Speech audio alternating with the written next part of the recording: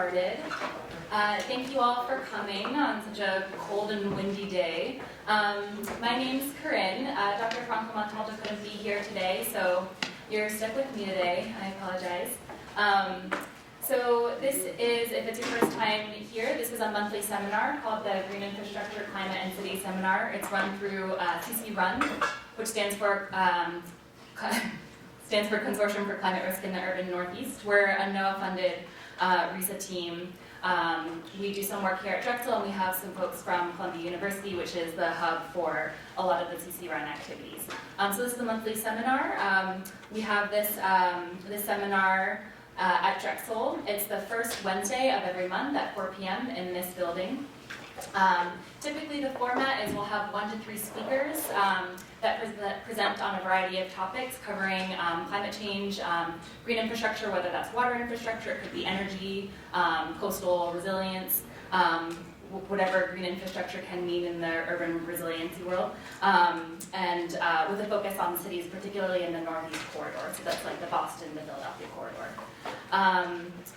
We have speakers sometimes that join us remotely or that join us in person. Today we have a combo of both. We have an in-person and a remote speaker. And all of our presentations are webcast live, so in addition to those of us in the room, we have an audience that are watching online. And for those that are watching online, you can submit questions during the presentation. I'll read them out at the end. You can just put any questions you have in the chat window. So all these presentations we record and we archive on our website on ccrun.org. So you can see all of our presentations going back to when we started this in 2014. Right now our website is being revamped, so you might not see the most recent ones, but we do have a YouTube, CCRUN has a YouTube channel, so you can see the ones from the past few months on the YouTube channel there. We also offer continuing education credits for professional engineers. So if you're seeking credit, you can come up and see me at the end, and I'll give you a certificate. We also offer those for the online viewers. Just send me your name in the chat window, and I'll follow up with you and send you a certificate via email. So today's topic is managed retreat in the coastal zone. Relocation as adaptation. This was actually scheduled for February, but we swapped with our panel next month. So next month will be our flooding in Eastwick panel. We'll be talking about compound flooding in Southwest Philadelphia. And we swapped it with today's panel, which is managed retreat in the coastal zone. So we have 2 phenomenal speakers here today from Columbia University. Our first speaker joining us remotely is Dr. Radley Horton. He is an associate research professor at Columbia University's Lamont Doherty Earth Observatory. His research focuses on climate extremes, sea level rise, tail risks, climate impacts, and adaptation. Radley was a convening author for the 3rd National Climate Assessment. He currently co-chairs Columbia University's Climate Adaptation Initiative and is principal investigator for this consortium, CCRUN. Radley is also the Columbia University lead for the Department of Interior-funded Northeast Climate Adaptation Science Center. He has served on numerous national and international task forces and committees, including the Climate Scenarios Task Force, in support of the 2018 National Climate Assessment. And Radley teaches in Columbia University's Sustainable Development Department. And here with us in person is Anna Lopresti. Anna currently works as a sustained assessment specialist at Columbia University's Lamont Doherty Earth Observatory, where she assists with stakeholder-driven research on climate adaptation in the urban Northeast corridor. She works in collaboration with CCRUN to strengthen capacity for long-term, equitable, community-based resilience planning. She holds a Master's of Science in Environmental Change and Management from the University of Oxford and a Bachelor of Arts in Sustainable Development from Columbia University. So I will now pass the floor on to Radley and Anna. They are going to be joining together, presenting together on this topic. Take it from here. Great. Can everybody hear me okay? Yep. Yes. Hi. So, yeah, my name's Radley Horton. I'm happy to have the chance to speak with you all today. Those in the room and remote, like me. I'm sorry I can't be there in person, but really excited to present with Anna on this topic. And I think hopefully have a lively discussion with you all afterward, because this is really, I think, critically important. It's still in a lot of ways nascent, sort of unformed as we think about solutions. So in terms of the format, I'll start us out for the first half, defining what we mean by managed retreat, setting the context, talking through some of the problem definition and sort of key themes around this topic. Then I'll turn it over to Anna for more of a focused presentation about paths forward. What can we do in terms of a research and action agenda to address the challenges related to managed retreat that I'll be enumerating. And then Anna's also going to delve into some of her research looking at adaptation plans, especially across the Northeast and in the CCRUN region. And for the purposes of this presentation today, telling us a little bit about to what extent some of the municipalities, for example, are or are not beginning to engage in this conversation around managed retreat. So what do we mean by managed retreat? It sort of has the sound of a bit of a euphemism, as we'll see in this discussion. Retreat from vulnerable areas, something that a lot of people don't want to talk about. It has a sort of feeling of failure and giving up. Managed is maybe a euphemism in the sense that it gives the impression that there's a lot of pre-planning, integration across society. But as we'll see, to the extent the retreat is happening at all, in many but not all instances, you might be more inclined to call it sort of chaotic, post-event, not coordinated. So those are some of the things that we'll be talking about today. But yes, just sort of to help set the stage here, clearly a growing number of people are experiencing vulnerability to extreme weather events, and the impacts are growing. We do see some examples emerging of creativity across societies in addressing these climate issues, whether by reducing greenhouse gas emissions. You could look, for example, at what we're seeing in terms of how quickly the cost of renewable energy is dropping. That's something that ultimately will help reduce the amount of sea level rise that we see, for example, in some of these other climate hazards. We're also seeing creativity in thinking about adaptation. But unfortunately, this sort of human element to date hasn't risen to the challenge, given the extent of the challenges that we're really going to face going forward. We're seeing failures to address climate issues in a way that is fair and just to all.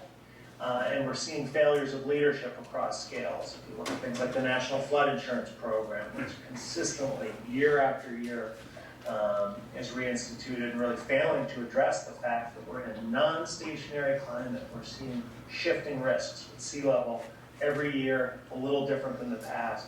And our policies, some of which were poorly designed to begin with, are not able to keep up with this non-stationary world of climate change. So this slide here is showing the resettlement of the first American climate refugees. This is the headline from this New York Times article. Indeed, a $48 million grant was instituted in 2016. And this community has started to move away from the Ile-de-Jean charts. This is obviously an area where sea level rise is extreme, major exposure in coastal Louisiana to hurricanes and tropical cyclones, as well as heavy rain, as we've seen in recent years. And the land actually is sinking, sort of separate from the sea level rise in this region as well. If we go to the next slide, we can see a different example. This is coastal Alaska here. Some communities in Alaska have been trying to retreat literally for decades, and from an autonomous approach, trying to move away from vulnerable areas. If we look across Alaska, sometimes it's a story of melting permafrost affecting buildings. Sometimes it's loss of Arctic sea ice along coastlines that ice used to serve as a buffer to prevent storms from piling water on shore, but with the loss of that Arctic sea ice combined with regular sea level rise, more and more of these communities are vulnerable. Some, despite their efforts, have not been able to sort of overcome federal barriers to enable them to get funding to move. Others in recent years have begun to make some progress. So anywhere we look along the US and international coastlines, we're starting to see more and more communities grappling with these issues and indeed being in sort of various stages of advance and thinking about these issues. Go to the next slide, please. Okay. Yeah, so it's not just in the U.S. Some people may have seen that the Indonesian capital of Jakarta, one of the mega cities, depending how you define it, 15 million or more people now, is talking very seriously about relocating, what they call transmigrasi in Bahasa Indonesian, to Borneo and moving the capital a distance of probably something on the order of 1,500 miles or so, 1,000 miles. And I'm sure there's a lot of factors involved in decisions like that, some of them political, but a big part of it is the fact that Jakarta is sinking rapidly, partly due to sea level rise, partly due to development and groundwater extraction along this delta region, which literally causes the ground to sink. There have been headlines just within the last month, last few weeks. It's the heart of the monsoon season in western Indonesia right now. And as the ground sinks, when that heavy rain falls, it's not able to make its way to the coast. As a lot of you engineers know, as the sea levels rise, there's additional sort of back pressure, causing the rain that falls to cause more extreme flooding even than it did in the past, as does all the impervious surfaces that have been built. So that's an example of where this sort of changing climate risks is fueling at least $33 billion discussion with economic and non-economic impacts. Similar articles talking about changing storm and sea level rise risks. How do we start to have the discussion in the U.S. about which U.S. cities should be encouraged to retreat, which communities, who should pay? A range of topics that we'll be discussing further in a little bit and during our discussion time. Okay, so let's go to the next slide. As we start to think about current risks and projections, first just focusing on sea level rise. As a climate scientist, I want to give a little more context about these risks. So you can see here 4 megacities, all of them delta regions, projections of just how much additional area could be inundated in the future.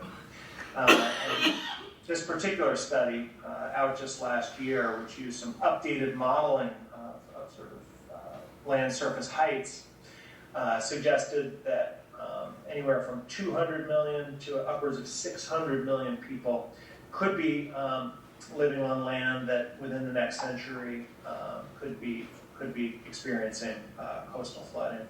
And we can't rule out prospects of more rapid loss of land-based ice in Antarctica and Greenland to a lesser extent, which could, if they displace a lot of water, that melting of that land ice could lead to even higher sea level rise estimates, amounts, which would potentially mean even more people at risk.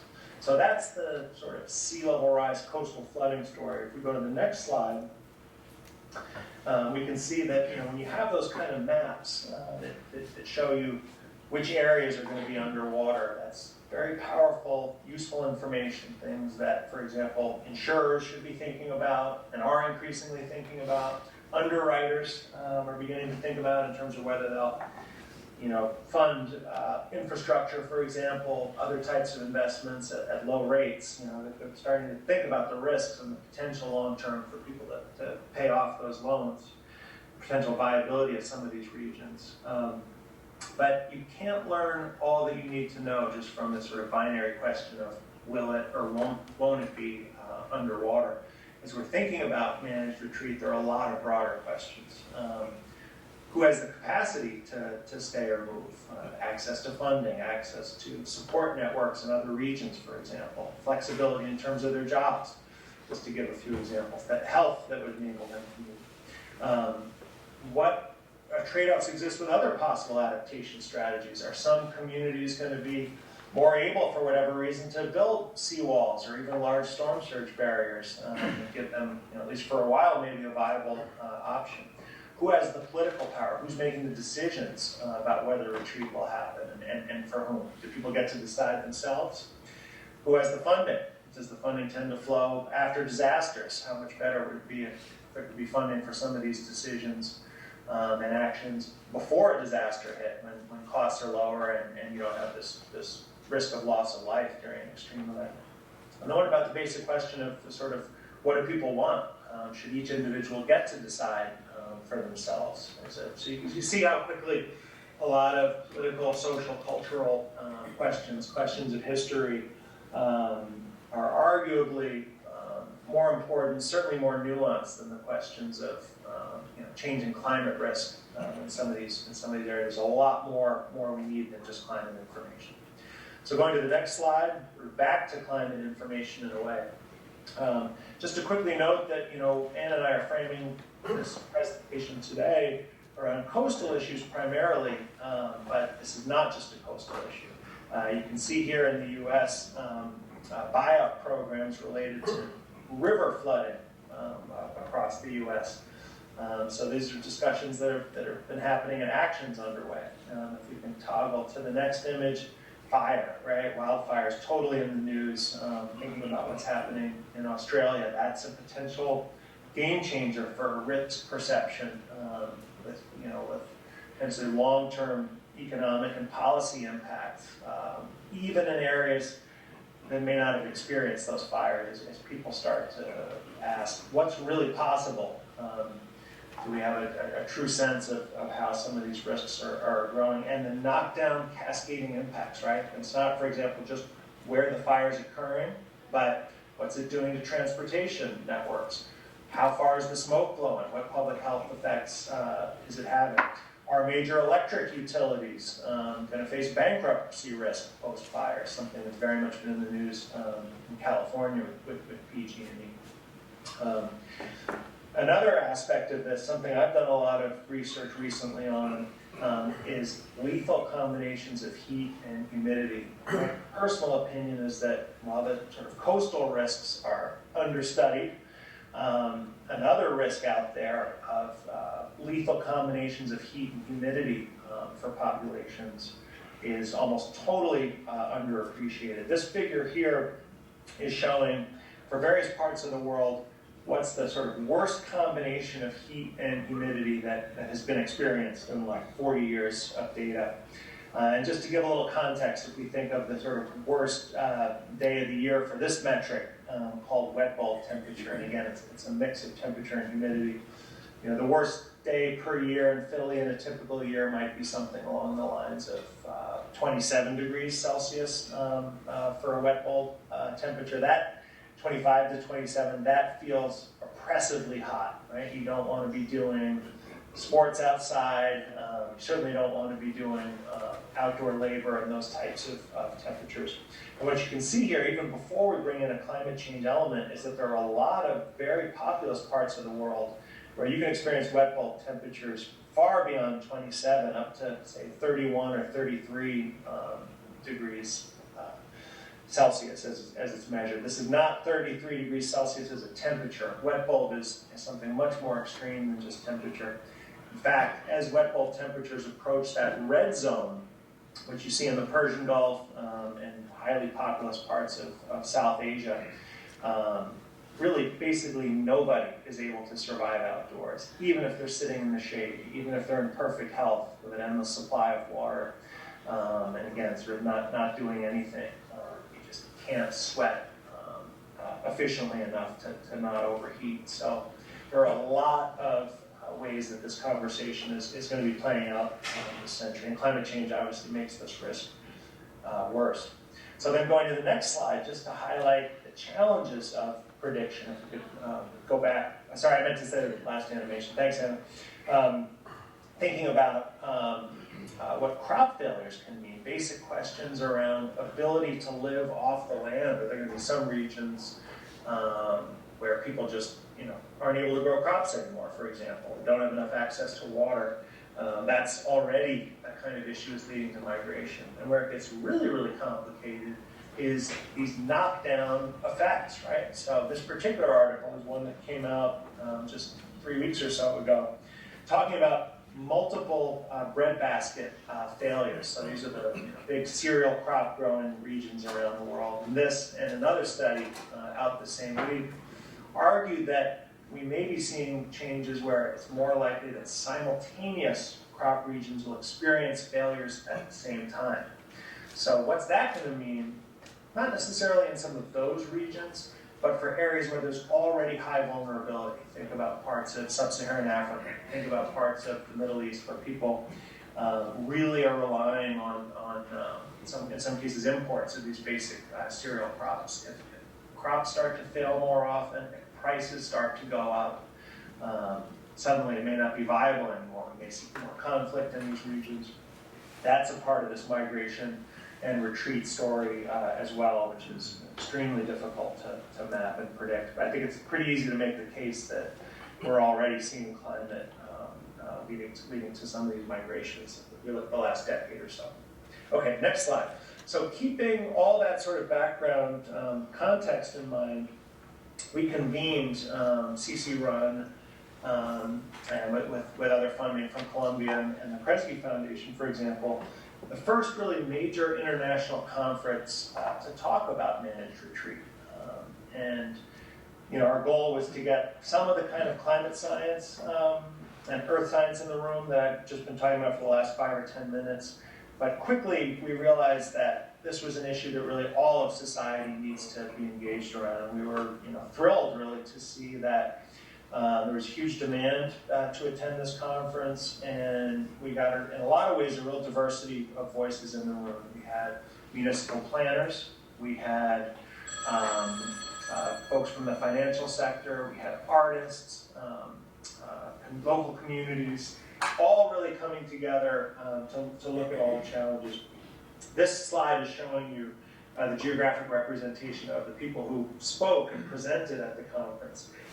The actual number of people in the room was 350 or 350 or so, our maximum capacity. And at times we had something on the order of 500 or so people, I believe, calling in remotely. So this tapped the vein of a topic that people really are starting to grapple with and wanting to learn from each other about best practices. So clearly, as you can see here, the distribution doesn't match what we showed in prior slides. We were very weighted towards North America, very weighted towards the US.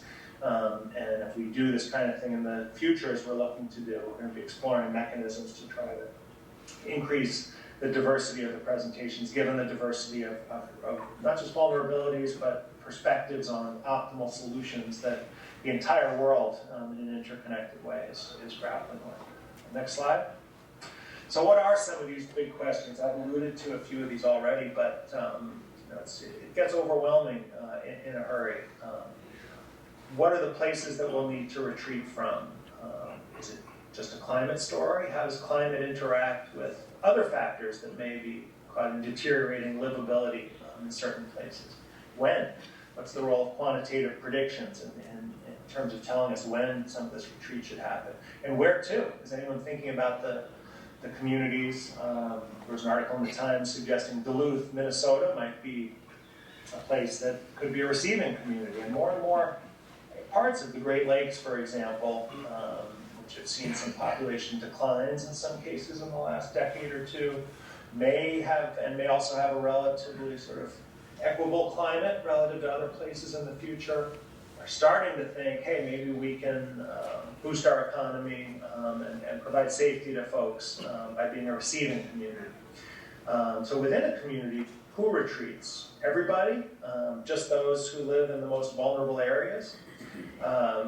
Or some people who may not themselves in a community going to be underwater, still at risk if the wealthy property base, the real estate along the coast is vulnerable. So what about those people left behind? Should they have the chance to move as well? Presumably. Who decides? Is it up to the individuals? Is it up to the federal government? Are these decisions indirectly made by insurance companies, infrastructure stewards who decide whether or not to rebuild a bridge, for example, to a community? How do you do retreat? What are the tools that are available? Does it happen all at once? Does it happen sort of gradually? how do you implement those strategies? What level of compensation is appropriate? You can't provide everybody full compensation across the country, given this bubble that we've created and the extent of the assets at risk. That's one of the big challenges, but presumably we need a way to incentivize people leaving the most vulnerable areas. What sort of housing is available for folks who do leave? What are the greenhouse gas emissions signatures of building a whole bunch of new houses in a new area? So a lot of just huge questions. Who pays? One dimension here that you're starting to hear just a little bit about is should the fossil fuel majors potentially be found liable for some portion of cost, given the number of decades that there's been knowledge that sea levels are rising in part due to their activities is one dimension. What about the developer? What about the city that has been encouraging building in vulnerable areas? Could they potentially be found liable for retreat costs? These are interesting questions. And then what are the goals of retreat? Is this just a kind of maintaining of a broader kind of status quo, or does it give us an opportunity to maybe redress some of the wrongs of prior urban renewal as one example? How inclusive can retreat be? Are we envisioning a whole sort of new society, or are we just addressing climate risks? And I guess sort of also towards that point, what are you advancing towards? How can this be framed in a proactive way? What new opportunities do we have? So those are some of the big questions that people were talking about. It was very contentious, I would say. Well, maybe the conference wasn't contentious, but there were some spirited discussions because these are conversations about people's values and the world that they want to see. And as you can hopefully sort of see from my scattered remarks so far, there are a lot of directions this field is going to go, and everybody's going to be involved. So Anna and I tried our best to winnow for this presentation down to a few sort of overall conference themes that I'll say a little bit about before turning things over to Anna to get us more towards the solutions discussion. Okay, next slide. So one theme that really jumped out at us was this dichotomy between simultaneous sort of optimism and pessimism. People talk about this in general a lot in the climate change context, right? In the context of the climate crisis. How do we maintain enough optimism to be able to sort of encourage people and give them hope and make them not feel sort of paralyzed and unable to act? On the other hand, we also have to sort of acknowledge the role of sort of the reasonableness of pessimism in the face of some of the challenges in our inaction, as I mentioned at the start of the remarks. So a lot of this played out specifically at the Managed Retreat Conference too. So you have the optimism, for example, of former mayor of New York, but you could pick just about anywhere post-Sandy, sort of mentioning this thing I talked about of like, we won't give in, we won't retreat, we won't abandon our waterfront. We must protect, not retreat. Kind of optimism in the face of risk. What was really interesting is sort of personal observation, things I heard others say at the conference, was the emotional aspect of this conference for attendees who had maybe been working on their own, some of them in silos. This conference was a kind of affirmation that there is a community of practice forming, that others are also starting to say, hey, we got to have these conversations. It's not going to work everywhere just to do in situ adaptation, to try to sort of stay in place. It's going to be too expensive to stay in some places, and the risks of loss of life are just going to be too huge. So while it's pessimistic and scary in a lot of ways, the optimistic framing is we can get assets out of harm's way, get people out of harm's way, and that there is this sort of broad community starting to work together on innovative solutions. So next slide. So a little more of this aspect of learning from history, which was sort of critically important too, I would say. Managed retreat is not a new topic, although it is certainly burgeoning in terms of importance and people talking about it. But we can see a lot of prior examples in history of communities being forced to move, sometimes due to environmental reasons or other reasons. And there's a lot of important lessons we need to learn about how things were done wrongly in the past and how there continues to be a legacy of mistrust and even just sort of an expectation that sort of existing power dynamics, if not addressed, can lead to the most vulnerable people, often those who've contributed the least to the climate change problem, suffering the most. So redlining is an obvious example in our cities. Inequitable outcomes and racial discrimination. When we look at who, for example, has received buyouts, it's a bit of a mixed picture. This particular study from NPR found that white communities were often more likely to receive buyouts.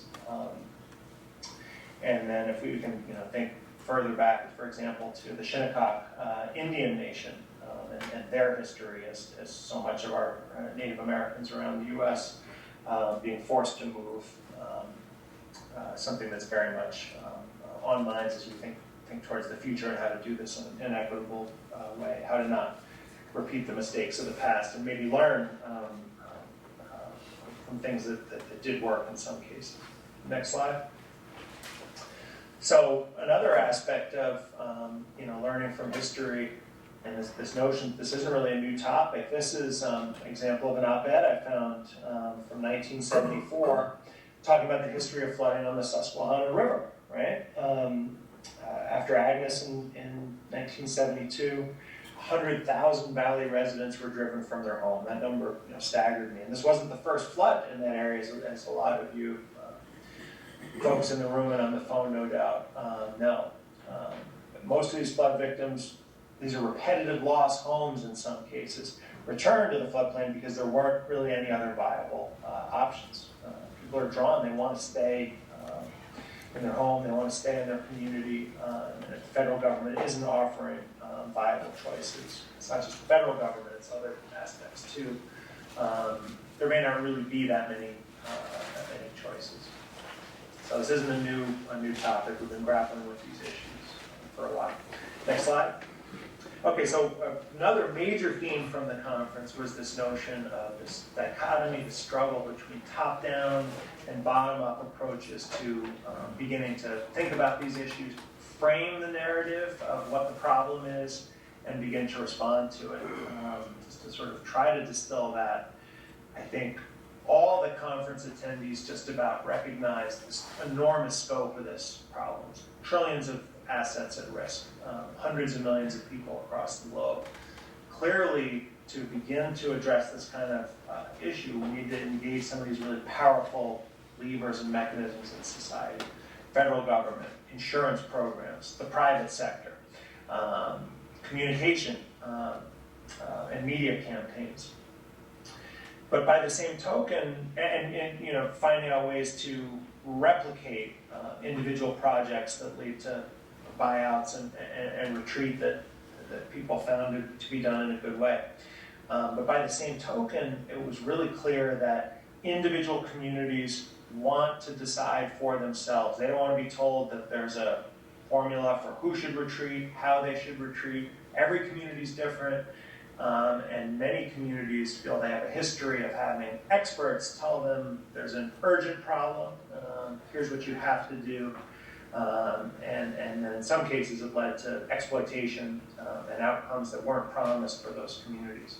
So how do we balance the sort of clear need for efficient application of resources, given the scale of this challenge, that's the sort of top-down, with the rights and autonomies of communities to say, we'll decide when we want to leave, we'll decide what information we want from you experts, and don't tell us that we're just like someone else. So the reality, we have to find, there's, I think, validity to both of those perspectives.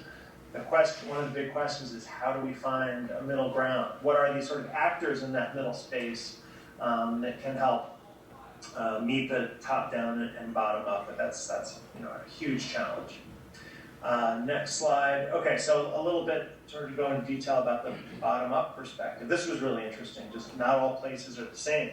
A quote from a community development person in coastal Louisiana. To some extent what's happening, and to some extent prognostications for the future. The people that get fed up and move away are the people with the financial means to get fed up and move away. What we see is in these low-lying communities that have lost population, we've also been able to document significant declines in median income. But then a slightly different story for New York. What we think will happen in a neighborhood like Edgemere, which has suffered a lot, is that the wealthy will rebuild and will be able to hang on. Maybe they'll even expand and find a way to adapt. So there's sort of a theme here maybe of gentrification too. And then the poor will be driven further out of the city or into more vulnerable locations. So there's no reason to think that both these can't be right. It depends on the context. Even within a given city, you may see sort of both of these. So it's complicated. And hence the need for really thinking about a bottom-up approach. Next slide. All right, so getting into this conversation about shifting incentives. I mentioned earlier the limitations of the National Flood Insurance Program. The Stafford Act only deals with extreme events. It doesn't handle things like gradual sea level rise, things like land sort of gradually not being as viable as it used to be in the past. But we know with climate change, probably maybe the arguably biggest takeaway in recent decades is it's these gradual changes, these gradual increases in average temperature, these gradual increases in sea level. It's those gradual average changes that lead to the big changes in the frequency of extremes. You get more coastal flooding in large part just because the sea level is rising higher. You get more heat waves as average temperatures creep up. The vegetation dries out more, you get fires more as average temperatures rise.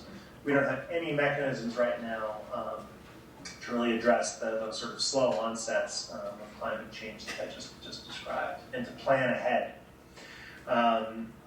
The incentives are all crossed up in a lot of ways. It's easy to fault a developer. It's easy to fault a city for some of these decisions. But if given a certain perspective and given what investors may demand of a company, the way our policies are set up can still seem rational, given those incentives, given the fact that insurance is subsidized to keep building. So it's going to take some visionary people to decide to do the irrational, if you will, sort of turning that around. But more broadly, until we really find a way to change some of these incentives, we're not probably going to get more rational behavior. Of course, it's politicians have to deliver locally, right? That's another huge problem, and they're not necessarily having to think about what could happen 10, 20, 30 years out. So it's sort of planning across large jurisdictions doesn't necessarily match certainly the local political scale. And cost benefit also tends to prioritize short-term benefits and also certain people and countries with higher GDP, so you can get suboptimal actions due to all these sort of distortions, if you will. Okay, next slide. So this is the piece that maybe is the most interesting to me in this notion of the tipping points. Climate tipping points, sort of the most obvious example, right? This is the idea that if we push the system far enough by increasing our greenhouse gas concentrations, if temperatures rise enough, we could start to see these emerging processes in the climate system that our models aren't able to predict. Think about accelerating sea level rise, as we see what you see in this image on the left. This is called calving of these really tall. These are probably hundreds of feet tall, this edge of this ice sheet here. Once you start to undermine these sea ice edges, you can get changes in the actual dynamics, the motion of the ice, far beyond what you get just from the direct effect of the water or air temperature touching the ice and melting it. Are there these sort of runaway feedback processes in the climate system? But more interestingly, on the social side, thinking back to vulnerabilities we've seen, for example, post-Sandy, even in some areas where power wasn't out, where you were able to get gasoline, behavior changed in a way where there was a kind of panic mentality. So we're social animals. How are we going to respond to these risks? It's really, really hard to know. You can imagine, different scenarios. You can imagine maybe there will be a sudden kind of shift in risk perception. Maybe it comes from a Moody's, for example, changing their underwriting. Maybe it's a major bank saying they're not going to invest anymore in some of these vulnerable areas. What at first is just sort of a whisper, if the media starts to pick it up especially, you can imagine it could become kind of a stampede out of some of these most vulnerable areas. In some instances, at least for those who are able to move. And what does that mean for property values in those regions? It could get disorderly in a hurry, and nobody really has a plan, I think, for how to address some of these issues.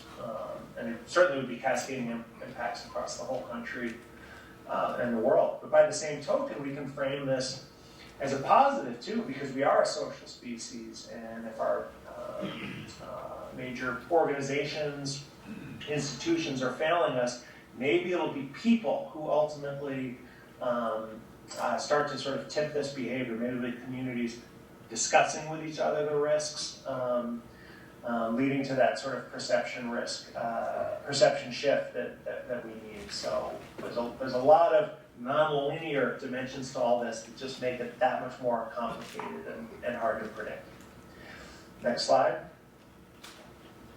Okay, so with that, I've sort of put a whole litany of thoughts out there that have been in my head and others sort of post-conference. We're trying to kind of distill these into common themes, but I hope I've sort of made the case that this issue of managed retreat touches just about everybody and is like totally underappreciated risk in our society, and I think something that we need much more research and also action, with decision makers around, and to sort of give us a little taste of what we think some of those actions could be, and some of the most sort of fertile areas for future action. I'll turn it over to Anna now, and we'll take questions at the end. Thanks, Bradley. Can everyone hear me? Yes. Great. So with that context that's just been laid, I'm going to go through, as Bradley said, some of the recommendations that came out of the conference. Some of these recommendations are things that have already been put into action by different communities. Some of them are more aspirational, more transformational, and things that we need to think about moving forward. So first, I think it's really important to ask the question, what type of retreat do we want? This is a framework for thinking about 4 different general categories of retreat. On one axis, you have whether residents want to move or don't want to move. And then on the other axis, you have whether broader society benefits from relocation, aka will someone fund it, or whether only the residents of that community will benefit from relocation, which typically means that it will not get funded. This first category, greater good, looks a lot like eminent domain and forced relocations. Is it a quick question now? Well, it's a question about this slide. Sure. By residences, that's very monolithic. Sure. In any given community, some residents may wish to move and some residents may not. That's what we just heard from Bradley. So what are you talking about on that axis? What does that mean? So that would be a spectrum where on one end you would have entire community buy-in for a move, and on the other you would have absolute resistance to a move. Somewhere in the middle is where most communities are going to fall, where some residents are going to want to and others aren't. These four kind of quadrants are generalizations about whether there is a general sense of support for retreat or not. So different strategies will fall anywhere within these 4 quadrants. But typically what happens is that in this greater good category where residents have not specified that they want to move, but there's some benefit to society if they move, typically some higher level of government will enact a relocation that tends to be forced relocation or eminent domain. So a lot of examples of retreat have looked like that in the past, and those are the types of retreat that we don't want to replicate in the future. Another general category is self-reliance. This is where residents do typically want to move, but because they are the only people who will benefit from that move, it's very difficult to get funding. Newtok, Shishmaref, and Kivalina are 3 Alaskan communities that were mentioned earlier, and they fall into this category of having tried to retreat for decades with varying degrees of success because it's been very, very difficult to make the case that the state of Alaska or the United States would somehow benefit from them being moved. It's really about their individual safety. And this category typically doesn't lead to retreat, which is the problem. So what we're looking for are examples of mutual agreement where residents are supportive of a move and they're able to find funding and general broader society benefits from that move. We don't have a lot of examples of what that looks like. Post-disaster voluntary relocations like buyouts are about as close as you can get, and as you've heard from Radley, there are definitely some problems with the way that those have been structured. So we need to think about what else would fall into this category. One example would be pre-disaster voluntary relocations, which is a very complicated idea, even though it's a very simple change. But the idea is that when communities are relocated after a disaster, there's typically funding that's released from federal funding through FEMA or through the Stafford Act that isn't available prior to an extreme event. In communities where there is general support for relocation, you could have examples of communities relocating prior to an event. This would separate the buyout program from the disaster recovery program and from disaster recovery funding. The problem there is that you would then need a novel funding stream to replace that post-disaster funding that typically allows for buyout programs. So there are a couple different examples of novel funding streams. One is that you could enact a payment for historic loss and damage. As Radley mentioned, there are a lot of communities that are located in vulnerable areas, not of their own volition, but because of historic decisions like redlining or like the Trail of Tears, where communities are now at risk and are again the ones that may have to be relocated. So payment for historic loss and damage could help fund some of those moves, either back to traditional territory or to other safer locations that were identified.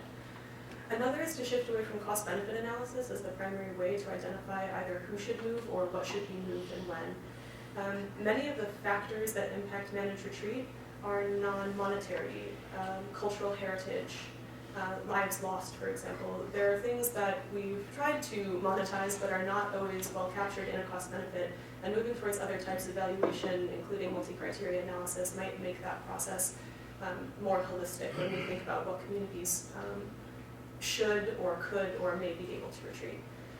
Which ties into the idea of cultural heritage preservation, which there is a lot of funding for, which could be a totally separate stream from disaster risk reduction as a means to think about managed retreat. Another option for facilitating managed retreat is to think about policy frameworks. One type of policy framework are free movement agreements. You can think of the EU or CARICOM, which is a free movement agreement in the Caribbean. And what free movement agreements do is lower the bar in a lot of different ways for facilitating migration within a region or across regions for different purposes. It could mean having different standards for work visas within a region so that there's more flexible movement. It could mean that after a disaster there could be temporary relocation from one region to another.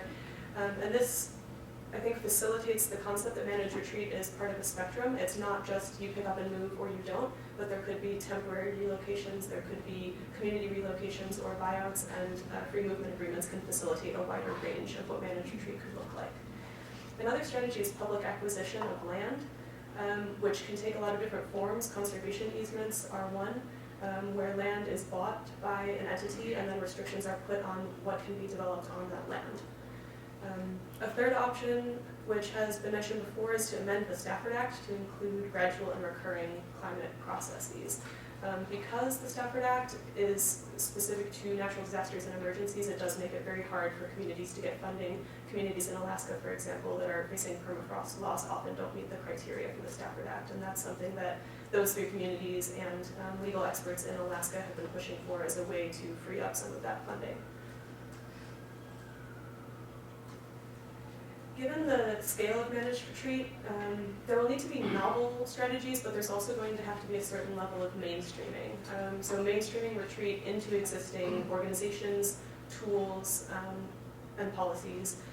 Credit rating agencies, investing groups, contractors, and developers don't typically think about retreat, although they are starting to. But there are different occupations that are going to have to continue to deal with retreat more and more, and so incorporating what retreat might look like for different occupations will be important. One way to do that is to develop resources for practitioners. At the conference, many coastal planners mentioned that they would like primers for how to deal with this. Are there other communities that are similar in size or geography to them that have taken this on? Primers for best practices. Another is curriculum for educators. Retreat is a part of many different disciplines, but is not a discipline on its own. So how do we educate the next generation of resilience practitioners with information about retreat? Another important part is that managed retreat is not new, but as an academic concept, it is fairly new, but there are other communities of practice that have been in existence for way longer, and managed retreat does not have to reinvent the wheel. Human rights, migration, disaster risk reduction, ecology, all have communities of practice that are fairly solid and have tools that could be borrowed to think more deeply about retreat. And some of those tools are job training programs, transitional housing, corridor ecology, which focuses on creating connected ecosystems so that different species can migrate as climate changes. Are there any concepts that we can borrow to think through what species or what humans might need to migrate in the future? Would that look like more connected transit systems, for example? Another major challenge to understanding whether or not we're succeeding in managed retreat is that monitoring and evaluation is essentially non-existent. Monitoring and evaluation is meant to be a tool to assess whether or not you are achieving your short-term and long-term goals for a project. Given that managed retreat typically doesn't happen in a very cohesive way, communities typically don't start monitoring at the beginning of what would be considered managed retreat because it hasn't been particularly managed. But as we move forward, if we know that we're looking to understand what success looks like, we have to start monitoring from the beginning of a project all the way through the end, which could be decades. And because these projects take so long, it's really important to have the process be participatory, because people on the ground are going to have the best sense of whether the project has been successful. What success looks like is going to be very context specific, but there might be some indicators that could be used in multiple locations. For example, Bradley mentioned that managed retreat could lead to greenhouse gas emissions if you're rebuilding in new areas. So one indicator for whether managed retreat is successful could be accounting for the GHG emissions of that move, what that might look like as a general indicator, and that's something that all communities might be able to use as a benchmark for success. So even though it'll be very important to mainstream managed retreat into existing organizations often struggle with path dependency, and given the scale of this problem, they're not going to be able to pivot as quickly as will be needed. So there are going to have to be some new partnerships and entirely novel approaches that are specific to managed retreat.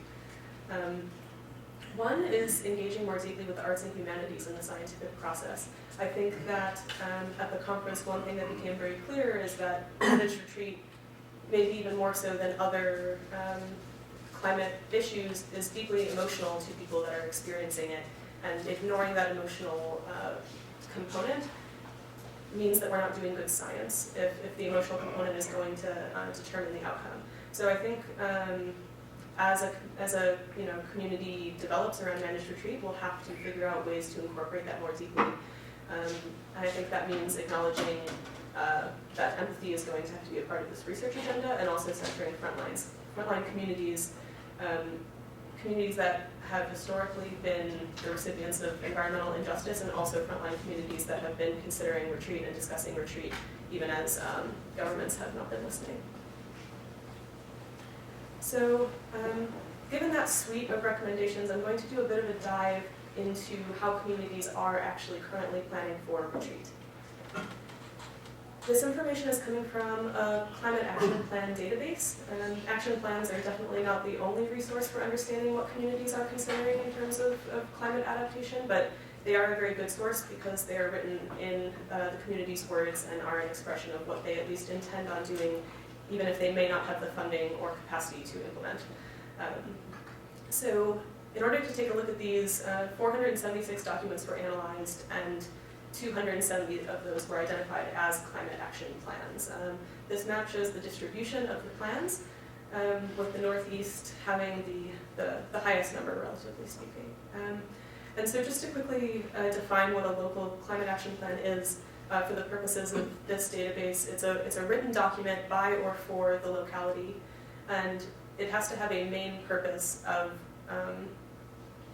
writing out what actions are going to be taken related to climate, and these are focused on jurisdictions that are below the level of the state, but also include tribal nations and sovereign entities as well. I know many folks online might be from or interested in other regions, so if you are, please feel free to reach out to me, but for the remainder of the analysis, I'm going to focus specifically on the Northeast.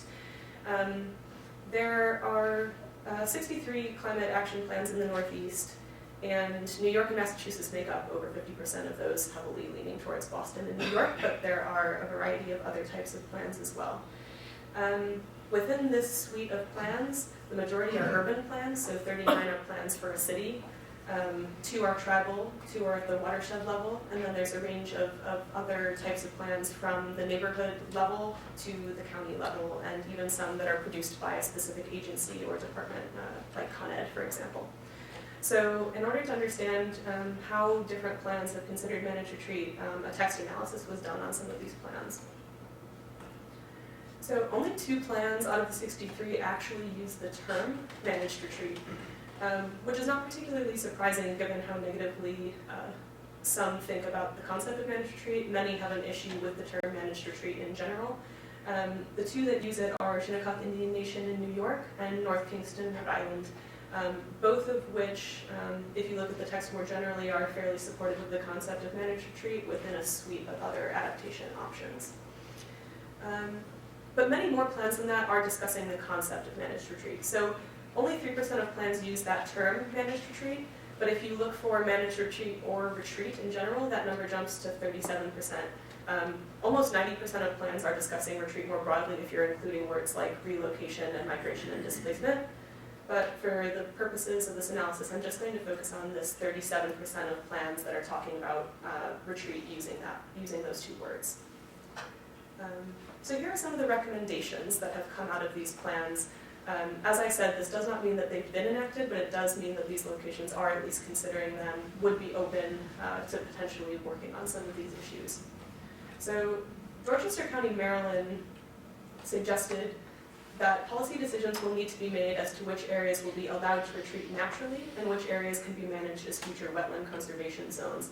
And then once those 2 different designations are decided, permits have to be put in place so that there won't be counterproductive processes happening in those areas.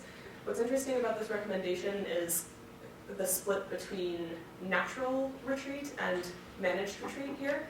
I think the thing that determines retreat being managed for them is that land, once people are not located on it anymore, what do you do with that land? Are you turning it into a wetland? Is it going to be actively managed, or is it going to be a buffer for houses inland? Are you going to leave it alone? Will it be a park? I think there are a lot of open questions about what that land looks like. Another question from Annapolis, well, another recommendation I should say, is downzoning of flood-prone areas to encourage retreat. This is a strategy that a lot of different communities are considering, and I would say one of the only downsides is that it's a quite slow process. It doesn't facilitate the movement of people out of the flood zone, but it does mean that as you redevelop, the redevelopment would be less dense. A third strategy from Dorchester County as well is to identify the agency that's best suited. I think this is important because currently there are no managed retreat agencies. It's often really difficult to say who a managed retreat expert is, if anyone is a managed retreat expert. So what current agency or department or team is best suited to deal with some of these issues? Rather than creating an entirely new team, you could mainstream retreat into the existing work of a group or a department that whose jurisdiction might fit the best. Another is land acquisition. This is a recommendation out of Boston. Acquiring land that is vulnerable to sea level rise is an important way to reduce the risk of future disasters. Boston has a bit of a mixed messaging on managed retreat from what I've found. They do outline different managed retreat strategies, but acquiring land is quite general. What type of land or where or what you would do with the acquired land is still not defined. I think that's partially because they are considering managed retreat as a last resort. and a longer-term option rather than an immediate strategy. Shinnecock Indian Nation, which is one of the 2 plans that actually used the term managed retreat, recommend tailoring adaptation at a site-specific level. I think this is important, again, to point out that managed retreat is not a 0 or 1, it's not all or nothing. Some sites could be, you could decide to do in situ adaptation, others could be specified for retreat, and Shinnecock Nation suggests using a wide spectrum of different options from in situ adaptation all the way to retreat of specific locations, but stopping at the level of community retreat, which they are not open to at the moment. In a report from Con Ed, they specify that coordination is needed to ensure that Con Ed isn't over-investing in locations that New York City is planning to retreat from, which is incredibly important. There have been and continue to be examples of cities and companies, organizations, utilities working at cross purposes where a buyout program has been enacted and then a developer builds on the land that has been bought out, which makes it very difficult to have a cohesive managed retreat strategy. So here are a couple of quotes of resistance to retreat.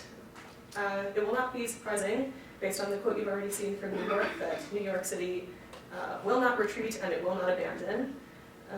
Retreat is a last resort action, typically at 2100 conditions for the city of Boston. And I think that these 2 examples from New York and Boston do cover a pretty general trend by cities in the Northeast, at least, that I've looked at. If you're not supportive of retreat, it typically tends to be because retreat is associated with abandonment, is associated with not being strong or failing. The idea that retreat is a last resort means that it might be on the table, but later.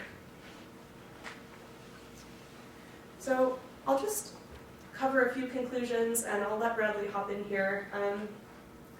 But in general, so far, retreat has tended to be inequitable, inconsistent, and has happened post-disaster.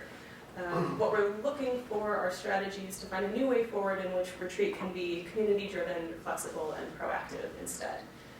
In the Northeast, communities have a spectrum of approaches to retreat. A lot of communities are considering it, are talking about it.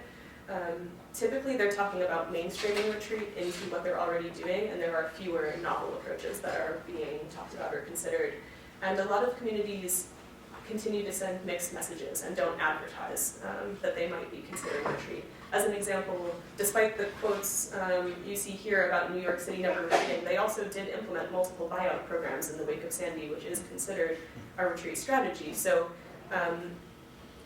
I think the city doesn't necessarily want to advertise retreat, and that's where a lot of communities are sitting right now, where some pieces of retreat may be on the table, but the idea of talking about it openly or being supportive of retreat as a concept doesn't necessarily align with the policies that are being put in place. I'll end on saying that retreat is adaptation. I think part of the reason that retreat gets a bad rep is that it is considered what you do when adaptation fails. But retreat or migration is one of the oldest adaptations in the book. Humans and other species have been migrating for thousands of years for all kinds of different reasons. And it is a way to adapt. And if we consider, I think retreat maybe has a negative connotation also because we don't think about what we're advancing towards when we talk about retreat. We typically think about what we're moving away from. But as Radley mentioned, there's a need to think about advancing towards something. So I will end by leaving you with a few options for what we could advance towards. We could be advancing towards resilience, equity, desegregation of cities or other communities, ecosystem connectivity and health, more sustainable cities, and a lot of other options. And I think it's up to communities to decide what they would like their future to be and how retreat and advancement can fit into that narrative. With that, I'll hand it over to Radley for any conclusions. Thanks, Ed. I think that was a great summary and really clear distillation of the key themes. So I think my instinct would be to just turn it over now to the audience in the room and those watching online for questions and discussion. We reiterating here those big questions that we mentioned that could frame people's comments and discussion, but feel free to ask us about anything or posit anything that, that you like. Don't expect us to have the answers. I just really want to, quickly want to commend Bradley and Anna for this work. I think this is such a tough conversation to have and obviously generate a lot of interest. This is like one of the biggest turnouts that we've had at one of these seminars, and we have many folks watching online. But I know this is a really tough conversation to start, and so I just really want to commend your work to get that conversation started and have a conference about it and get people to start talking about it. And this is really wonderful work. So we do have at least one online question, but I'll open it up to the floor first for any questions from the audience. It seems to me that, I know millions, large numbers of people, no matter how much evidence you get, it's like, oh, it's a conspiracy by the elite liberals to ruin my life. It's like, it seems like we have psychologists or, I don't understand, somebody should be studying the human mind. Why are people like that? And there's not just one, but millions of them. But I guess it goes back to the Bible. You got the guys who sat on the beach watching Noah float away, and the ones that sat on the Titanic decided, I'll drink my cocktail rather than jump into the ocean. So I mean, it seems that it must be something that goes back to the Stone Age, but it's getting worse. With media presenting, trying to convince you that even those guys that have education, that work in the years, they're working with some secret group who wants to ruin your life and take away your car and your house. So, anybody, see if we need like a giant army of psychiatrists and trying to figure out why are people like that? I mean, you can't get people to agree to do anything if they are convinced against all evidence that no matter how much evidence you give them, it's really a trick. Take away their car or their house or something. I think it's a very good question, and one of the things that came up at the conference was that psychologists, mental health professionals do need to be a part of this conversation because the psychology and the sociology are going to be really deeply fundamental to whether or not communities see retreat as a viable option for themselves or for others. I think there also is a lot of climate grief is a term that's come up a lot in this work. That can be a motivator. It can also really instill a lack of motivation. And then I think an unfortunate component of this is that a lot of times communities won't consider retreat until they've been hit by a natural disaster. Part of the reason that there are so many climate action plans on the East Coast is because of Sandy. Partly because of funding from Sandy to write a plan, but partly because it really was sort of a moment of reckoning, I think, for New York and for the East Coast in general. But it is very hard to talk about retreat prior to an event like that. I'm Rob Graff. I manage the Office of Energy and Climate Change Issues at the Regional Planning Commission, Delaware Valley Regional Planning Commission, the NPO, the Greater Philadelphia. And I was on the planning committee for the Second International Conference on Transportation Resilience, which took place at the National Academy of Sciences in October. I helped organize 2 sessions on managed retreat there, and including which actually Matthew Sanders was one of the presenters. One of the things that came up, a lot of things came up, I don't have time to go into it, I promise I won't do that, but there's a lot of comments that we should avoid the term retreat and instead use the term relocation, and also maybe avoid, and this is sort of one of the slides that I think, I can't remember whether you or Randy presented, it may have been this last question here, what are you advancing forward? Turning the perspective from a managed retreat sounds very big government, pushing you out of the way, not drawing you towards anything, very negative in its connotation. So the question then goes, how do you, so it would be sort of, relocation I think is a much better term to use. I noticed we used that in some of the slides that we've decided in the work we've been doing just to not use the term managed retreat and talk about relocation. We're still working on some of the vocabulary. Another big question, which you unfortunately, we're all looking at this, is there is no funding for this, and we've had a case where our government's going deeper into debt, and we're also in an international political economy where there is actually, we're moving away from free movement across borders, and that's likely to accelerate as climate change conditions get worse and there are more climate migrants. So I guess I guess my question is there any hope? One sort of way to phrase it, and the other is, you know, how do we prepare for sort of a fortress mentality? And this is not an academic. Part of it is that we're in this world where there's all these sort of, you know, I would include myself in this sort of, people are used to solving problems. And this may be a problem that we can't solve, and it causes this psychological dissonance within the climate change research community. And I just wonder if you could, I don't know, I guess that wasn't really a question. I was trying to turn it into one. But. Sure. Bradley, can you hear the questions from the audience? I can, yeah. Okay, do you want to comment on that first? Sure, yeah, absolutely. I was kind of furiously capturing notes because I thought a lot of what you said was really, really interesting there, Bob.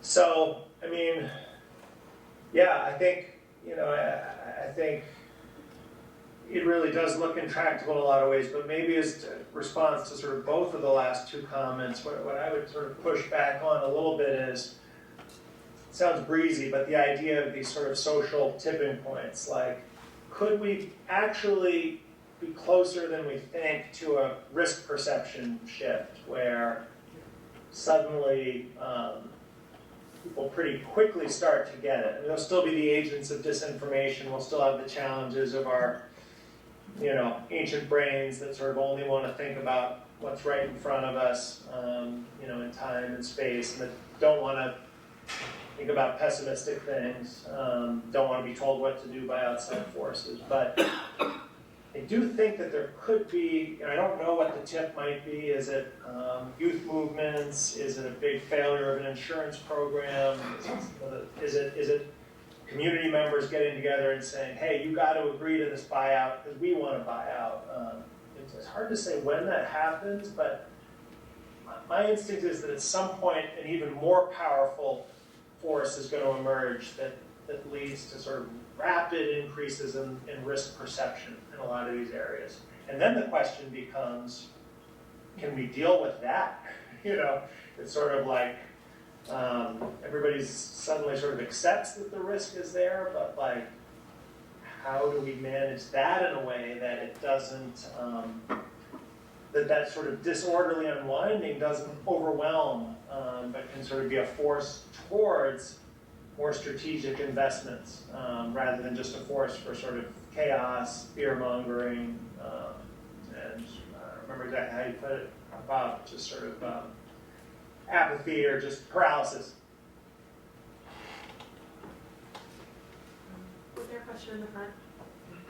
I was just going to address this thing. There's a big movement by, this whole climate change thing threatens the free market.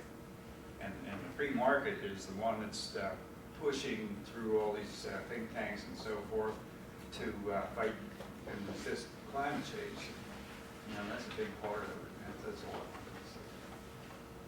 Yeah. Yeah, well, you know, for all of this, and my name is Ray Scheinfeld, I work for the city. One of the things that I think is important is being able to figure out where the real risk area is.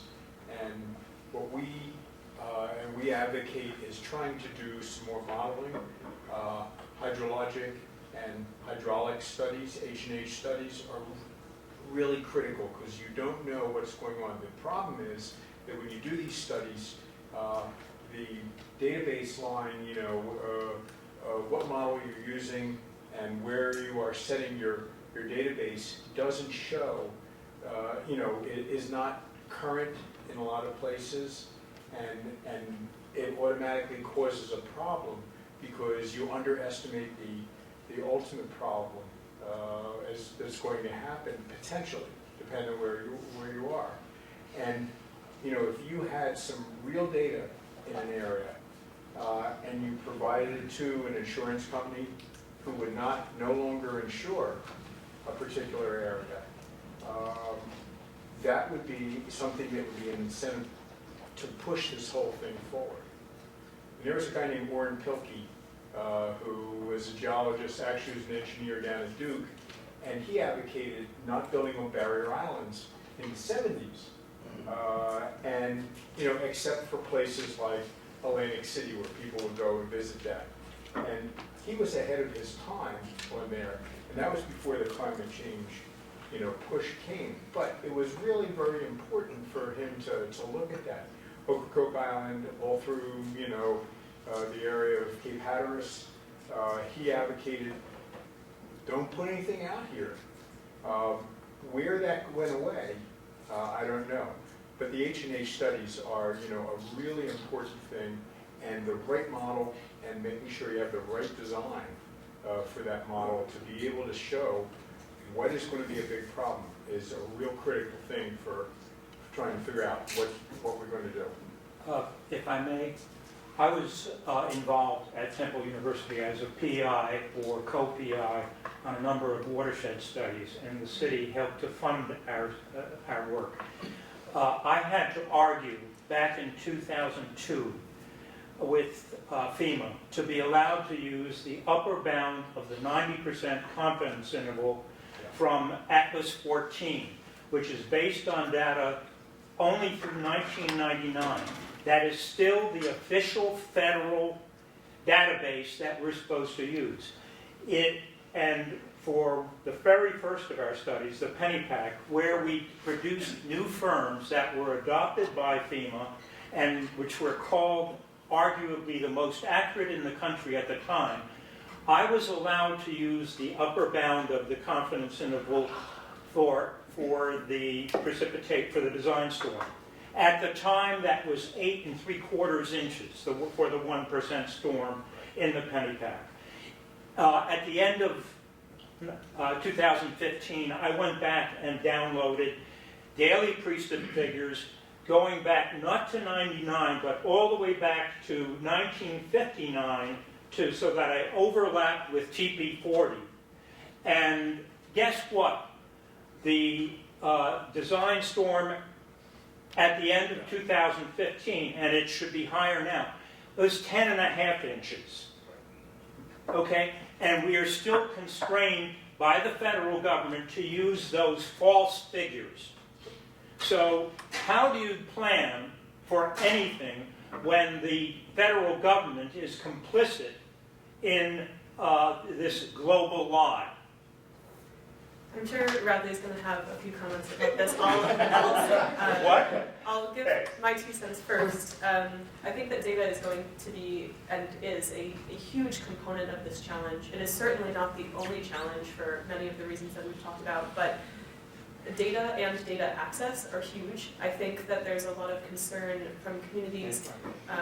In places where there is data, there's concern about who has access to that data. A lot of times it is not residents, but insurance companies or private industry does tend to be able to purchase data, and I think communities do have concerns about what that data is being used for, data that they don't have access to. So one component is access to data that is available, and then there's a huge second component about a need for improved data. As one of the studies that Radley presented at the very beginning showed, as of a month or 2 ago, the estimates tripled for how many people are going to be in the flood zone, and that is entirely due to 2 factors that the model changed. One is elevation of land and population in the floodplain that we didn't have accurate data for globally. So our information is increasing, our data is improving. The more the data improves, I think the more it is becoming clear that we are at the higher end of these estimates, and how we plan for that. I will give to Radley to answer. Yeah, I don't know if I have that much more to add, but I think the absence of leadership and sort of the need for imagination, which and sort of creativity in a way, which is sort of part of what took from the gentleman from Temple's comments. It's not enough just to plan for the most likely scenario from any model. We're talking about the potentially catastrophic outcomes for the things that can't fail, you know, we need the ability to consider those tail risks, which, yeah, in a lot of cases are turning out to be very plausible rather than what we might have called worst case scenarios just a decade or two ago. So, you know, when you don't have the federal leadership, it impacts the ability of people to understand the risks that they're exposed to. It also sends a subtle signal that, you know, people can sort of drag their heels and they won't be expected to sort of be up to date on the risks, to have to disclose to, you know, investors, for example, or regulators what the real risks might be. It just kind of delays this comeuppance of a sort of shift in risk perception, which I think will happen eventually, but, you know, maybe not through, you know, leadership from the federal government necessarily. And that just means that when the tip happens, it'll be probably faster and more violent, more disruptive the longer we delay it. I'll go to Corin for online questions. Yeah, sorry, I'm just gonna throw a couple online questions in. So we have one question: at what point does managed retreat become inevitable? Should rezoning of flood-prone areas to limit new construction be a priority? And kind of related, we have another question that asks, any thoughts about how, when, and where to blend the conversations about retreat and coastal habitat adaptation? Sorry, don't you repeat those? Can you repeat the second one for me, please? Yeah, sorry. Any thoughts about how, when, or where, and where to blend the conversations about retreat and coastal habitat adaptation? Sure, both good questions. On the inevitability question, I think that inevitability is not a word necessarily to use, partly just because there are so many factors at play in determining when a community will or will not move, or why a community will or will not move. I guess when they're underwater would be too late, and but that's really the only line in the sand I can think of that has a concrete point. Communities are going to have to make those decisions. Some may make them sooner than others. Some may have funding sooner than others. I think that having access to information is going to be a huge component in the decision-making process, but it's certainly not going to be the only deciding factor. I think when communities are considering whether to retreat or not, it will have a lot to do with other communities that they know or perceive themselves to be similar to, communities that they feel as though they have a similar experience or history to. So I think that, as Radley mentioned, there might be some social tipping points, but I don't think that I can think of a concrete way to say that retreat would be inevitable for any particular community. In terms of blending with coastal habitat, that's a really interesting question. It's something that I'm interested in as well. I think that ecosystem-based adaptation and habitat conservation are going to dovetail very well with managed retreat if done in a particular way. But I think it gets to this question of land acquisition and what do you do with land once it's been bought out or once retreat happens.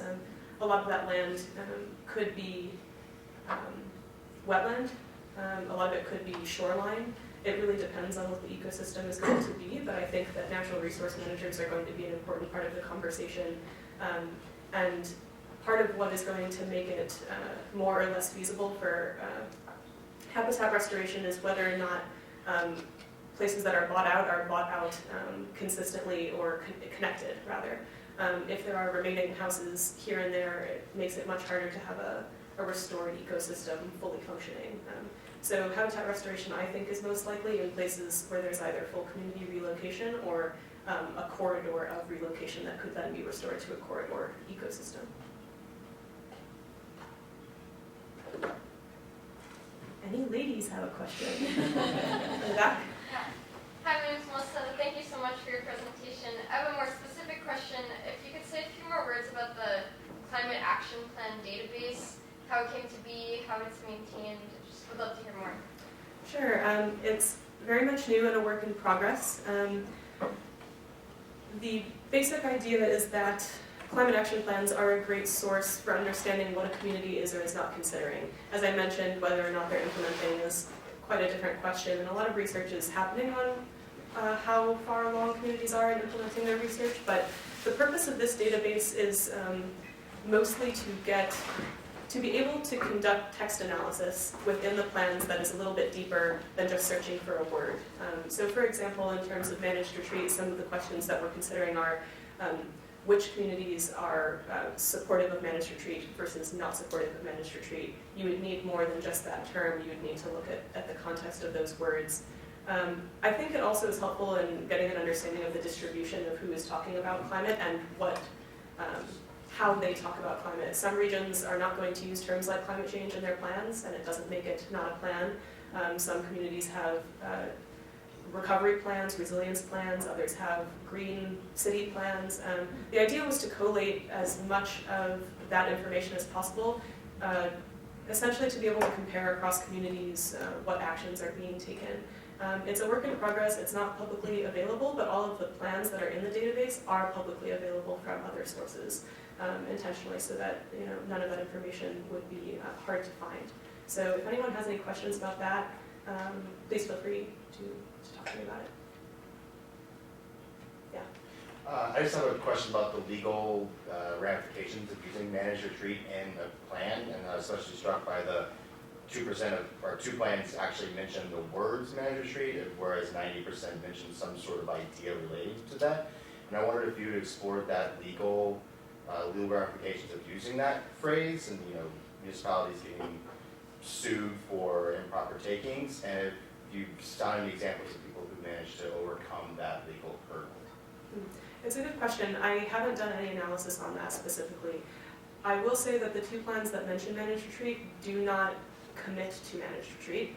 Most plans that mention it, they're not actually pro or con or saying they will or won't. It's more a statement that retreat is within a suite of adaptation options that could be considered by a municipality. And then the plans go on to not necessarily consider it for their own municipality. But I think that a lot of the reason that there is hesitancy around the term managed retreat and around talking about the concept of managed retreat is for legal reasons. I don't have much experience with law, but that is something that came up at the conference, and there are a lot of legal experts that are working on this issue. If you're interested, the Sabin Center for Climate Change Law at Columbia University is definitely looking into this. Yeah, they do great work. Yeah. Yes. A lot of this conversation is about sort of non-stationarity, the changing of risk, but I think we do a really bad job of even talking about the flood risk that's here today. And I've heard talk about having sites like Zillow or creating some sort of disclosure form that developers or home, if you're selling a home, you must disclose like what the flood risk is. Do you see any movement?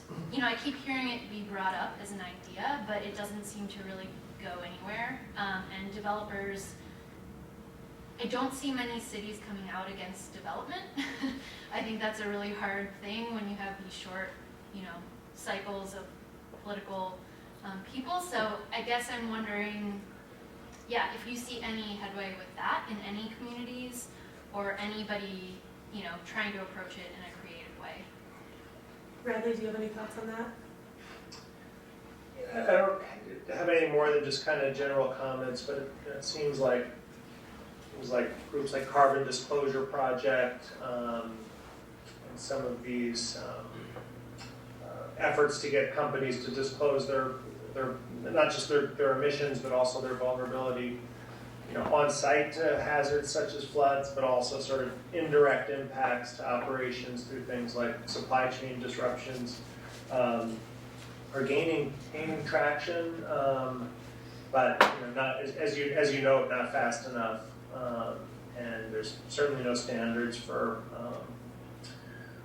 what methodology should be used to assess the risks, what scenarios should be used, for example, for sea level rise. So in that sort of vacuum, people probably have a lot of leeway to do what they want to do. I do think it's interesting, sort of towards the prior legal question too, seeing there's so many aspects to it, but cities suing fossil fuel majors for damages due to, say, coastal flooding or fires, and then a few instances of the fossil fuel majors threatening to sue cities for not acting on the information that's come out of their own, climate risk assessments.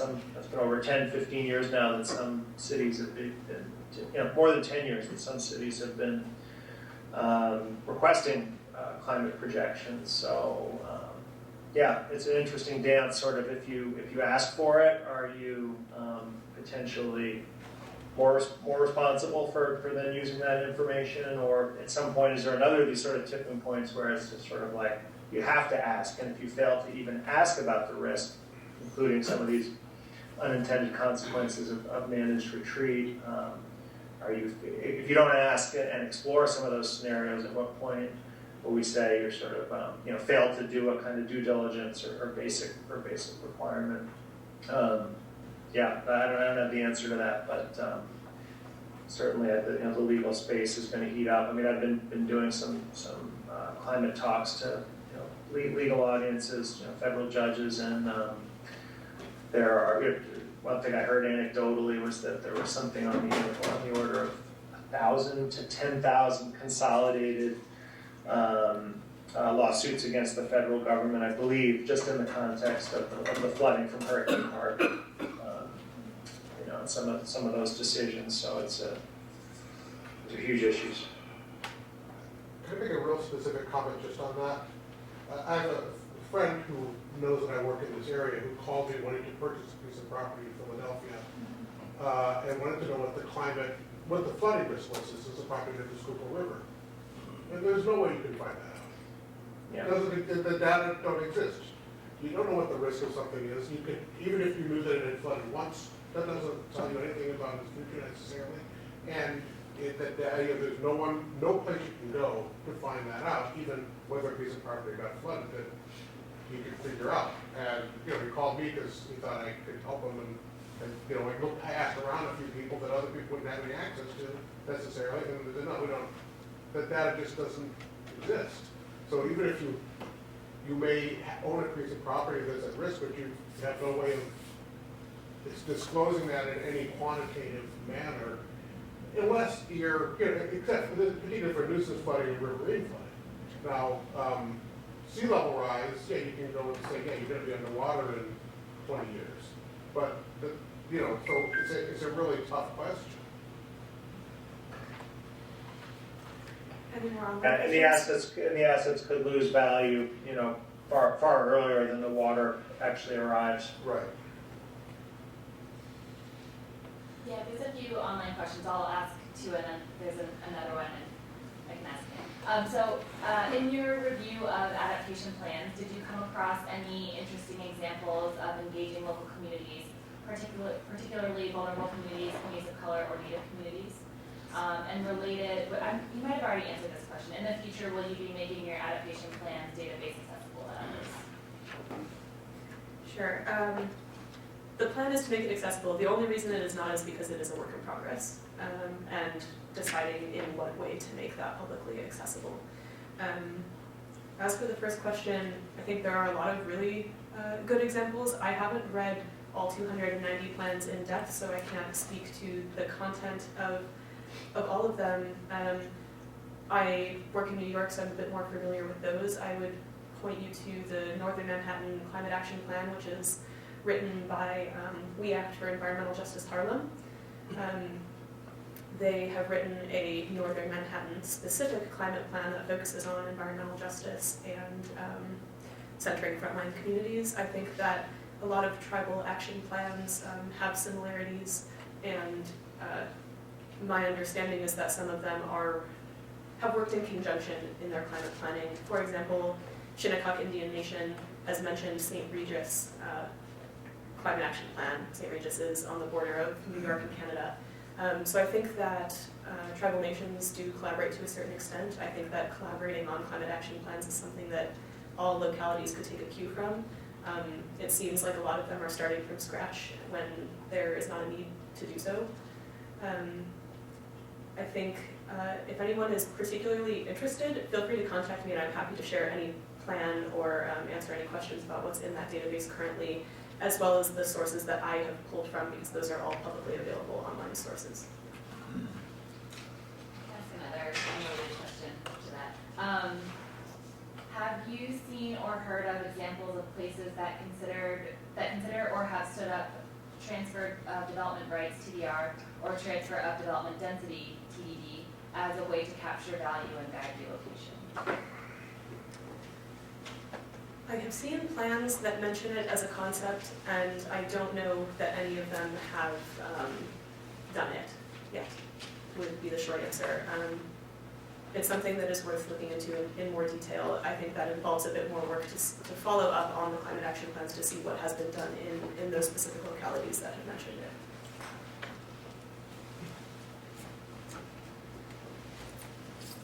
Yes.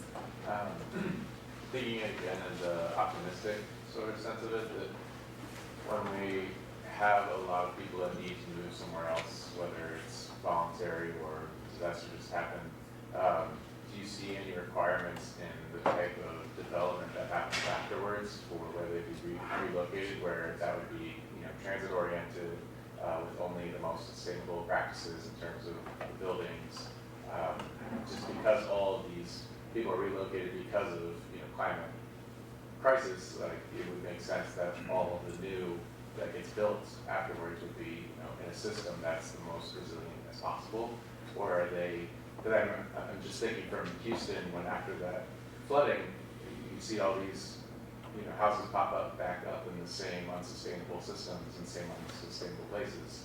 Like if there's ever a time to learn and where you're required to build new, like have you seen that as a lesson actually that's being learned in these plans? I'll give Ridley a chance to answer that. First, I will say that I think that's the goal. I do not think that it is happening. A lot of times, that level of migration isn't happening until after disaster, as you mentioned. When that happens, people typically are following migration patterns to where they have connections. While places like Duluth or other places in the Great Lakes are starting to consider the opportunity of potentially advertising or labeling themselves as a receiving community, most receiving communities they're not labeling themselves that way. One example of how little this is happening is after Katrina, many people from New Orleans migrated to Houston, then were hit by another hurricane and potentially migrated back to New Orleans. So people are going to move where they have family, where they have connections, where they have a perceived community. I think that if receiving locations put in the work to build housing, to build transit, to make themselves accessible, potentially that could influence where people migrate, but it's really hard to do that proactively before you know that people will come. I don't know, Radley, if you have any additional thoughts. Yeah, no, those were great points. I mean, I think some of the things you'd look for would be, is there existing infrastructure, maybe even existing homes in some places that can be, sort of partially in receiving communities. Probably the answer is generally no, right? Things deteriorate really quickly, with disuse when population declines. But certainly if you're having to build anew, that in itself almost guarantees an initial really large carbon footprint, although certainly I think we need to learn more about just how big that footprint is bound to be anytime you're building something new. And then, but then certainly, huge. There's a huge difference between whether those are places with sprawl that don't have good public transportation opportunities, whether those are places with large, freestanding separate homes with bigger energy bills, and even to some extent probably the climate of the region where people are moving to, right? You can imagine. There's a million factors, but if you just thought about the climate aspects of somewhere like the California coast, Oregon coast, Washington coast, and by coast, let's say we're talking about, elevated, regions a little ways in, those are places that are going to tend to have lower, heating and cooling requirements. So those could be some of the factors you think about in trying to plan in a way that reduce the emissions, with all the added complexities of trying to anticipate which energy sources will be the quickest to become, carbon-free. changes the equation too. So I thought I read a couple months ago about the federal government relaxing regulations on building in wetlands. And it seems like that's going in exactly conflicting directions with managed retreat or anything along these lines. Is there any federal positions or any consistent positions or not in this area? Or I guess, Bradley? I couldn't really hear the question, I'm sorry, can you repeat? The question was whether there are any federal policies or anything happening at the federal level that is consistent with managed retreat, and the comment was made in reference to the fact that the federal government recently relaxed regulations on building in wetlands. Yeah, no, I should preface by saying, that's not my area of expertise, but certainly my impression is that things are moving more in the opposite direction, as you say, towards, more building, and I haven't seen anything to that effect. Some have been proposed, but not enacted, to my knowledge. Yeah. I have actual questions this time. So this is Rob Graff again. I was at the managed retreat session that I was running at this conference. There was someone from the California Highway Department talking about a very specific, obvious need to move a road. I think it was in very northern California near Arcata, move a road inland, a relatively small amount, without having to move any housing at all, because it was a relatively rural area, but they needed to do some taking of private land and maybe even build across some public land. And under the laws of the state of California for making such decisions, it was going to take them, if everything worked perfectly, until I think 2035 before this road could be done, because there's an 8-year public comment period, there's all the NEPA regulations, there's all of this. So there were some comments made on, this sort of goes back to your question about relaxing some of these regulations. I've been interested if whether you have looked at to what extent regulations related to NEPA and other sort of public participation in decision-making may work against relocation planning. Any thoughts on that? It's a good question. Yeah, this doesn't really answer your question, so I apologize, but my initial thought is that participation does make the process slower. It also might be the only thing that makes the process viable in terms of retreat in general. Retreat that has tried to bypass that process for the purpose of expediency tends to get so much backlash later that it all falls apart anyway. With something like moving a road, I don't have specific advice, but there are some legal cases that are good precedents in terms of taking and what the county or what the city has an obligation to provide.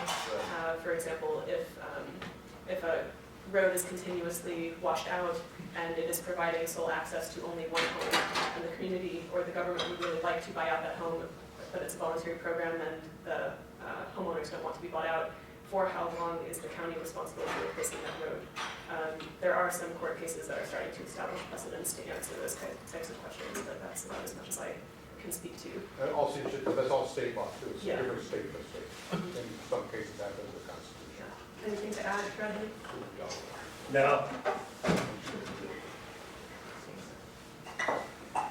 Well, I think unless there's any other questions, I think we can wrap up there. I want to again thank Bradley and Anna for a terrific presentation and discussion. Our next session will be February 5th on flooding in Eastwick, so I encourage you all to tune in either online or in person. And if you are seeking continuing education credits, you can come see me. Thank you very much. Thank you.